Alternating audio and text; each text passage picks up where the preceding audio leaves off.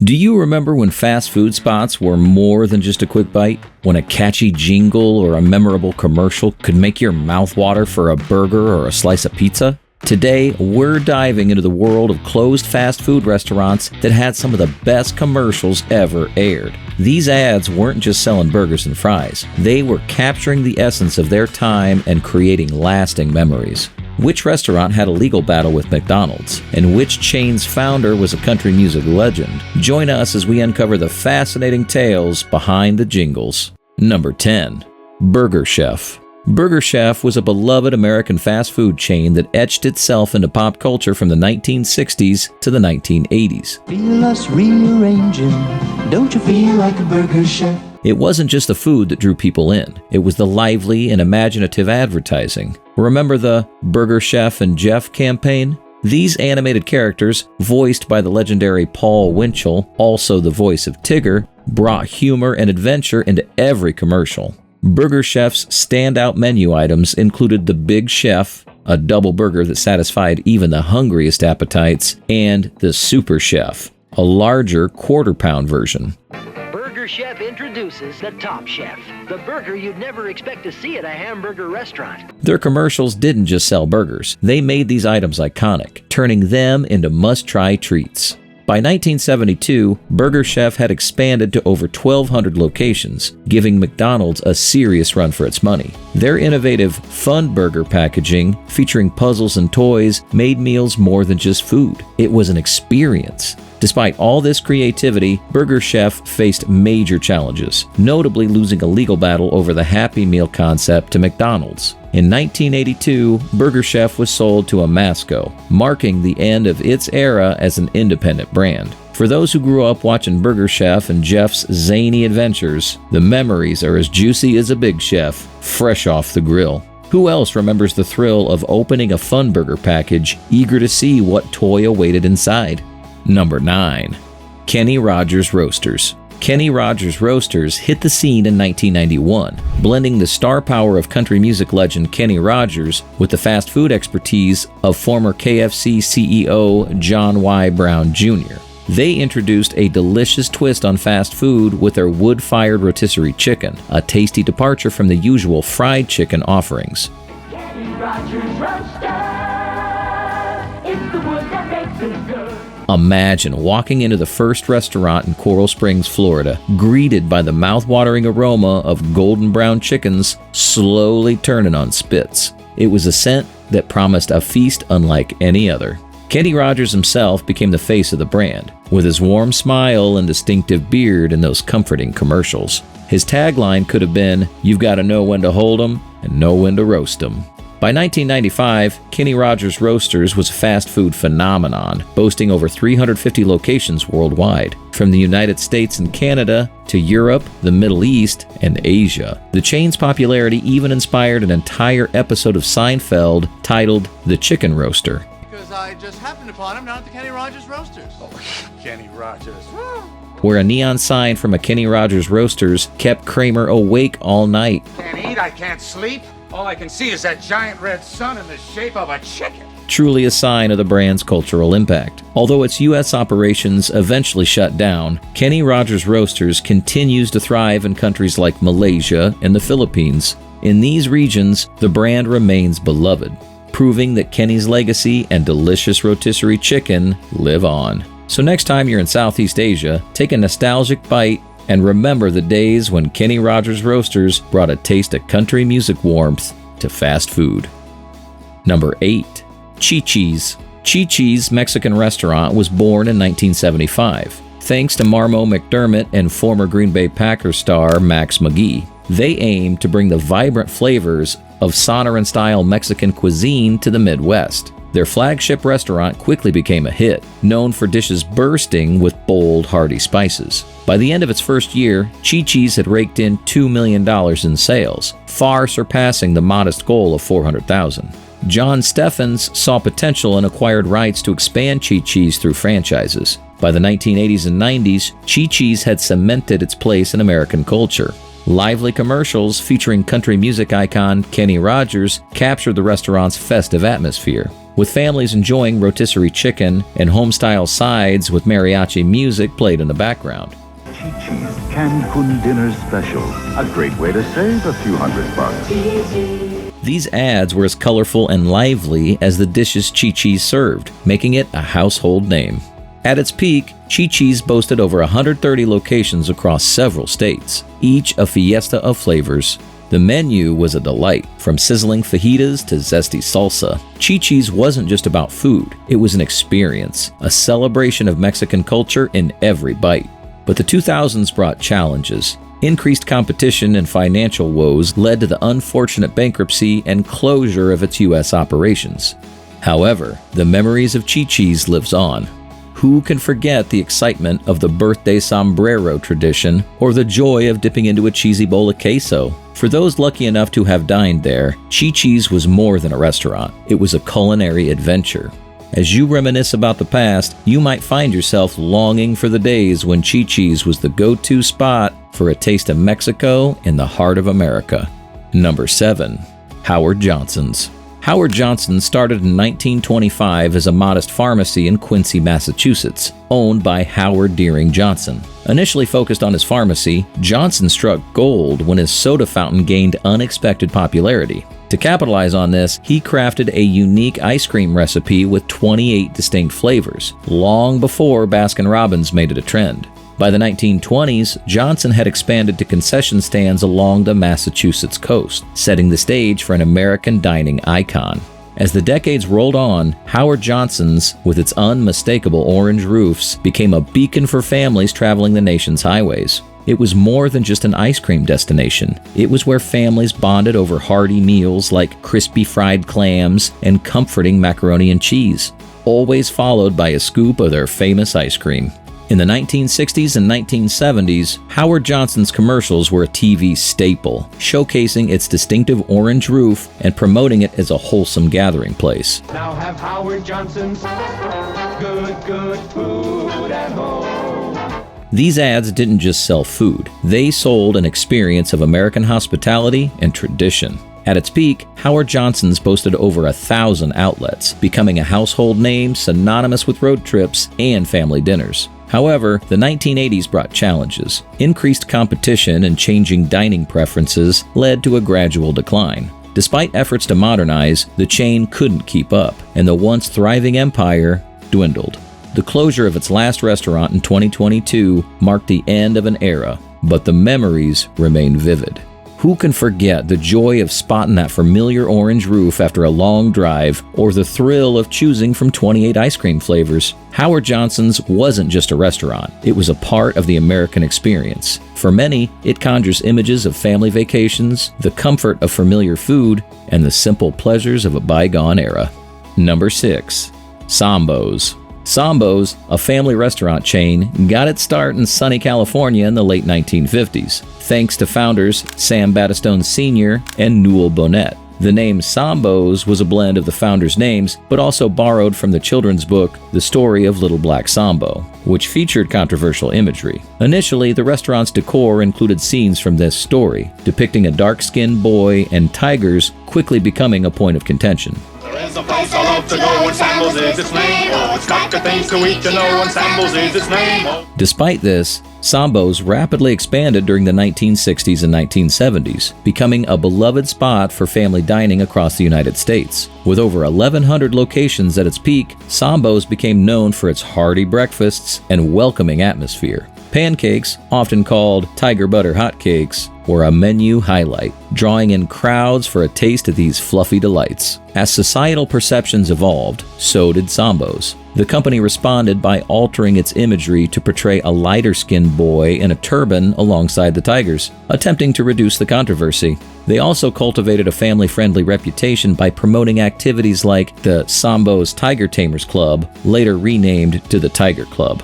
However, the controversy over the name persisted. By the 1970s, mounting pressure led some locations to temporarily rebrand as the Jolly Tiger. Despite these efforts, the original name returned by 1979. Unfortunately, financial struggles and changing social attitudes, the final nail in the coffin, came as new dining trends emerged, and by the 1980s, most Sambos locations had closed or rebranded. Sambos is a fascinating piece of fast food history, reflecting both the growth of American family dining and the challenges of evolving cultural sensitivities. For many, memories of Sambos are tied to those leisurely weekend breakfasts, the thrill of the Tiger Club, and the cozy, if controversial, ambiance of the restaurant. It's a reminder of how much the world and our dining habits have changed. Number 5. Red Barn. The Red Barn restaurant chain, founded in 1962 in Springfield, Ohio by Don Six, Martin Levine, and Jim Kirst, quickly became a standout presence in the fast food industry. With its distinctive red barn-shaped buildings, these unique eateries dotted highways across America, becoming a familiar sight for travelers and families alike. The iconic design wasn't just an architectural choice. It symbolized hearty, home-style meals that promised comfort and satisfaction. The Red Barn's menu featured specialty sandwiches like the Barn Buster and Big Barney, which quickly became favorites among patrons. Cheese Busters, Barn Busters, Big Barneys too. Chicken that's tender and fresh for you. The Barn Buster, a massive double-decker cheeseburger, and the Big Barney, a triple-decker burger, were the stars of the menu, offering big flavors for hungry diners. The restaurant also served up crispy fried chicken, fish sandwiches, and a variety of sides, The best burgers, chicken and fish, and fresh salad is barn for you. ensuring there was something for everyone. One of the key elements of Red Barn's charm was its memorable advertising strategy. Their catchy jingle, "When the Hungries hit the Red Barn," became a tune that stuck in the minds of many.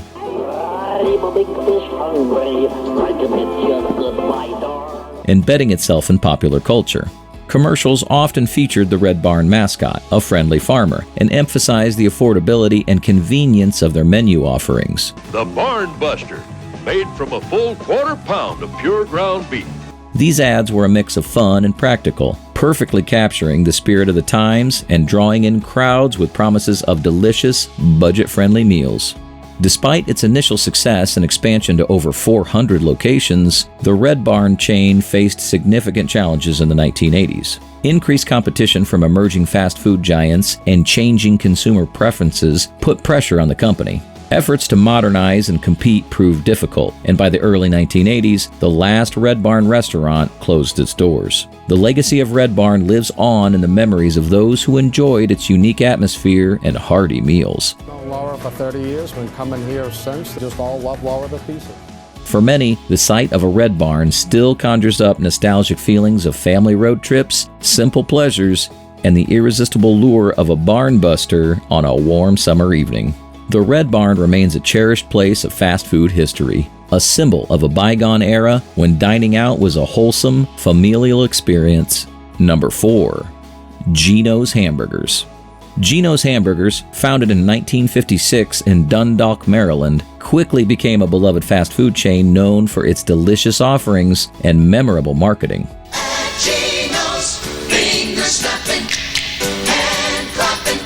The chain was the brainchild of Baltimore Colts legend Gino Marchetti and Alan Ameche, along with Joe Campanella and Louis Fisher. Initially called Ameche's Drive-In, the restaurant officially took the name Gino's in 1959 when Marchetti joined as a partner. With a catchy jingle, "Everybody goes to Gino's, 'cause Gino's is the place to go," the chain rapidly expanded throughout the Mid-Atlantic region, becoming a favorite for families and sports fans alike. During the 1970s, Gino's reached the height of its popularity, renowned for its quality hamburgers, French fries, fried chicken, salad bar, and roast beef sandwiches. The Gino's Giant, their signature burger, was a hit with customers, offering a delicious, oversized sandwich that satisfied big appetites. The era also marked memorable advertising campaigns featuring celebrities like Muhammad Ali, who enthusiastically endorsed the famous Gino's Giant sandwich. These commercials, along with slogans like "Gino's, only Gino's," adorned television screens.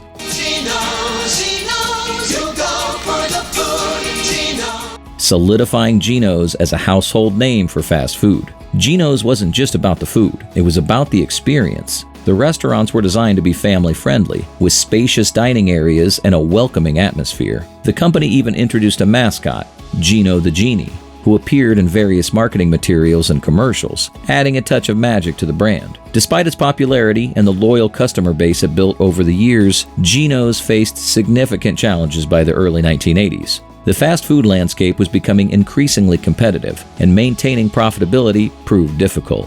In 1982, the Marriott Corporation acquired the chain, leading to the conversion of most Gino's locations into Roy Rogers restaurants. This move marked the beginning of the end for Gino's, and the last independent Gino's closed in 1986. However, the story doesn't end there. Gino's made a nostalgic comeback in 2010 thanks to co-founder Tom Romano and a dedicated team who wanted to revive the beloved brand. They opened Gino's Burgers and Chicken, bringing back the classic recipes and the famous Gino's Giant, allowing a new generation to experience the charm of this iconic chain. The legacy of Gino's Hamburgers lives on in the hearts of those who fondly remember it as a cornerstone of their childhood and a symbol of simpler times. For many, the name Gino's still brings back memories of family outings, delicious meals, and the unmistakable jingle that promised a great time and even better food. Number 3. Rax Roast Beef. Rax Roast Beef began its journey in 1967 as Jack's Roast Beef, founded by Jack Roshman in Springfield, Ohio. Initially, the chain showed promise, leading to its acquisition by General Foods 2 years later and a rebranding to Rick's Roast Beef. However, under General Foods management, most locations closed, leaving only 10 units, which reverted to the original Jack's name and were franchised. By 1977, the chain adopted the name Rax to simplify trademarking and franchising, setting the stage for its most memorable era. Throughout the 1980s and 1990s, Rax became a household name, thanks in part to its quirky, humorous commercials. Only the Rax Potato Patch has so many delicious choices. Broccoli and cheese, barbecued beef. These ads often featured playful visuals and catchy jingles, highlighting their roast beef sandwiches and expansive salad bars. One notable character from these ads was Mr. Delicious, a middle-aged, deadpan spokesperson who added a unique, albeit controversial, twist to the brand's image. The commercials were memorable and resonated with families, making Rax a popular dining choice. At its peak, Rax had expanded to over 500 locations across the United States, Canada, and Guatemala. The chain was known for its distinctive menu items like the BBC, beef, bacon, and cheddar, sandwich, to their innovative salad bar, which was a novel concept at the time. The restaurants featured a comfortable, sit-down dining experience with a focus on quality food and family-friendly atmosphere. However, the 1990s brought significant challenges for Rax, as consumer tastes shifted and fast food competition intensified. Rax's attempts to diversify its menu with pizza, pasta, and Mexican food fell flat. The inconsistency confused customers and diluted the brand's identity. Financial difficulties mounted, leading to multiple bankruptcies and a steady decline in the number of locations. Despite its eventual downfall, Rax left a lasting impression on those who dined there. The chain's unique approach to fast food, combined with its memorable advertising campaigns, created a loyal customer base. Where's Mo? There ain't no Mo. While most Rax locations have closed, a few independently owned restaurants still operate, serving as nostalgic reminders of the brand's heyday. Rax Roast Beef story is a testament to the fast food industry's ever-changing landscape. It highlights the importance of staying true to a brand's core identity while adapting to market trends. For many, the memories of dining at Rax, enjoying a hearty roast beef sandwich, and chuckling at Mr. Delicious's dry humor remain cherished moments from a bygone era. Number 2. Roy Rogers. Roy Rogers, a beloved fast food chain, opened its doors in 1968 in Falls Church, Virginia. Named after the legendary singing cowboy Roy Rogers, the restaurant quickly gained fame for its hearty meals with a Western twist, making it a favorite for families seeking both quality food and a unique dining experience. During the 1970s and 1980s, Roy Rogers became a household name, thanks in large part to its memorable commercials. These ads vividly showcased rugged landscapes, cowboy imagery, and emphasized the restaurant's commitment to its Western theme. Unlike the typical fast food joints of the era, Roy Rogers aimed to create a cozy, family-friendly atmosphere adorned with Western memorabilia. The commercials featured catchy jingles and charismatic actors, often portraying scenes straight out of a Wild West movie, which captivated audiences and drew them into the Roy Rogers experience. One of the chain's standout innovations was the Fixin's Bar, introduced in the mid-1970s. This concept allowed customers to customize their sandwiches with fresh toppings like lettuce, tomatoes, pickles, and onions, setting Roy Rogers apart from its competitors. The Fixin's Bar was a hit, offering a level of personalization and freshness that was novel for the fast food industry at the time. It became a signature feature that diners loved and looked forward to, making each meal at Roy Rogers feel special and tailored to individual tastes. The menu at Roy Rogers was diverse, featuring items like the Double R Bar Burger, roast beef sandwiches, and fried chicken, all served with a choice of sides like baked beans and coleslaw. The roast beef sandwich, in particular, became iconic, known for its tender, juicy beef and perfect seasoning. The quality of the food and the unique dining experience helped Roy Rogers stand out in a crowded fast food market. Despite its popularity, Roy Rogers faced challenges as the fast food landscape evolved. In the early 1990s, the Marriott Corporation, which owned the chain, began selling many Roy Rogers locations to competitors like Hardee's and Boston Market. This led to a decline in the number of Roy Rogers restaurants, much to the dismay of its loyal fan base. However, a group of franchisees purchased the brand and have since been working to revive it, keeping the spirit of Roy Rogers alive with a focus on maintaining its original charm and high-quality offerings. Today, Roy Rogers continues to operate a smaller number of locations, primarily on the East Coast, where it retains a dedicated following. The enduring appeal of its Western theme, combined with the beloved Fixin's Bar and hearty menu, ensures that Roy Rogers remains a cherished part of America's fast food history. For many, the memory of a meal at Roy Rogers, complete with the fun of customizing a sandwich at the Fixin's Bar and the ambiance of the Old West, evokes a strong sense of nostalgia. It's these unique elements that made Roy Rogers a standout in the fast food world and continue to make it a treasured brand for those who remember its heyday. Number 1. Wags. Wags was a beloved comfort food destination that defined dining in the late 1970s and 1980s. It began in 1976 as a spin-off from Walgreens drugstores, aiming to recreate the classic American diner experience. Inspired by diners like Denny's and Shoney's, Wags offered a nostalgic setting where patrons could enjoy hearty meals any time of day. Whether craving a late-night burger or a morning stack of pancakes, Wags provided round-the-clock service with a menu featuring simple, satisfying dishes.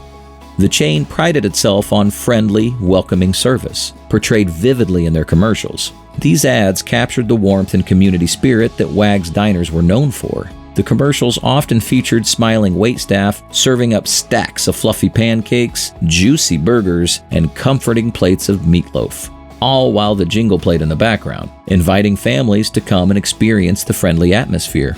The tagline, "Wags, where you're always welcome," became synonymous with a comforting, homey dining experience.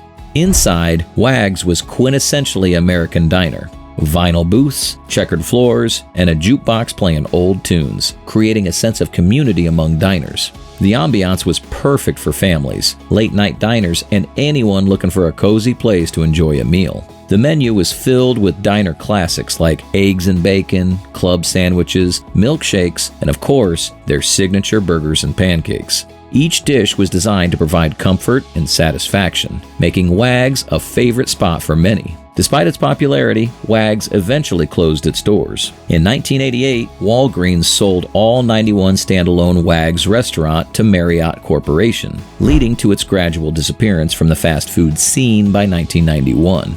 The decline was partly due to the changing landscape of the fast food industry, where newer concepts and fierce competition made it challenging for diner-style restaurants to thrive. The rise of quick-service chains and evolving consumer preferences also played a role in Wags' decline. However, the memories of Wags remain vivid for those who dined there. The friendly service, the smell of freshly brewed coffee, and the comforting meals that could be enjoyed at any time of day created a lasting impression. Many still fondly recall late-night visits to Wags, the jukebox tunes that accompanied their meals, and the simple pleasure of a perfectly cooked diner breakfast. Wags may be gone, but its legacy lives on in the hearts of those who remember it as a place of comfort, community, and delicious food. It serves as a nostalgic reminder of a time when diners were a central part of American dining culture, offering a warm and welcoming place to enjoy a meal at any hour of the day or night. These closed fast food restaurants left a lasting impression with their memorable commercials. Which commercial from the past still sticks in your mind? Was it the catchy jingle that made you sing along, or the quirky characters that brought a smile to your face? Share your favorites and any fun memories in the comments below. We'd love to hear your stories. If you enjoyed this nostalgic trip down memory lane, give this video a thumbs up and share it with friends who would appreciate the blast from the past. And don't forget to subscribe to our channel for more retro content that'll take you back to the good old days. Hit the bell icon so you never miss an update on our latest videos. Thanks for watching, and stay tuned for more unforgettable memories from the past. Until next time, keep reminiscing and cherishing those classic moments.